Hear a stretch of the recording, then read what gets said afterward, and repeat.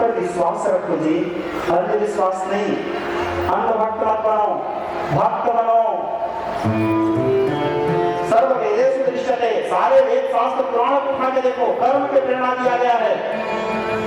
आप कर्म ही नहीं किए हो, आप परीक्षा में जा करके, अभी पेपर आने वाला है, बच्चे लोग ध्यान देना, अभी पेपर आने वाला है, ठीक है। और आप पढ़ाई करोगे, पेपर में लिखोगे ही नहीं, और आप हमारे मंदिर आओगे अपनी पदर जगन्नाथ जी के मंदिर में, और जगन्नाथ जी को एक तो कमल के फूल चढ़ाओगे, एक तुलसी दलपति। जगन्नाथ जी को सबसे प्रिय क्या है? कमल और तुलसी, है ना। तो कमल और तुलसी चढ़ाओगे हमारे मंदिर में आके, जगन्नाथ जी और बोलोगे प्रभु मेरा पेपर नहीं बना है, मैं पास हो जाऊं, तो जगन्नाथ जी पास कर देंगे आपको?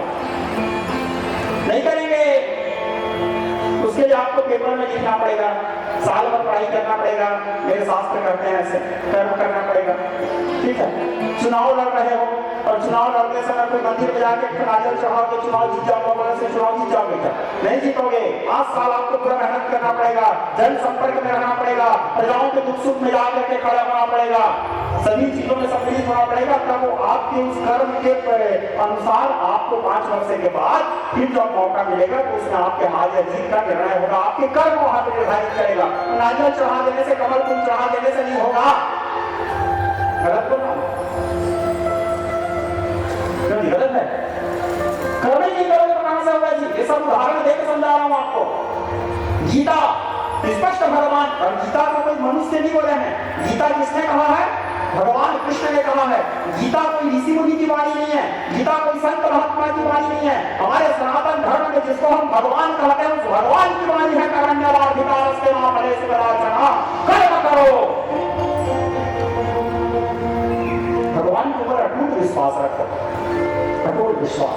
पेपर में जाके बैठ के लीजिए, गाय हमारी माता है, हमको कुछ नहीं आता है, पास हो जाओगे? नहीं होगे। तो जांच करने वाला वो अधिकारी भी लिखेगा, गाय हमारा बाप है, नंबर देना पाप है, हो गया। कर्म करो जी, कर्म, ठीक है।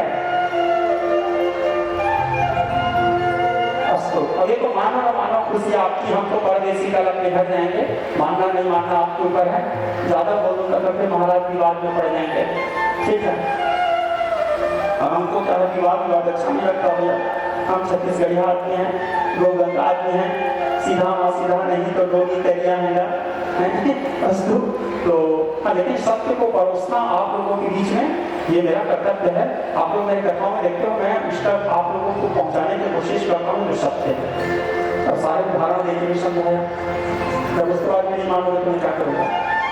चल जाऊँगा जी मेरे गाँव 2 दिन बाद, फिर धमतरी में कथा शुरू है, मालूम में कथा शुरू है, वहाँ कथा शुरू है, ठीक है।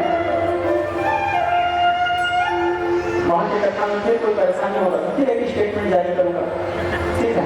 सब ठीक ठाक है, आपका सब ठीक रहेगा, ठीक है। हाँ।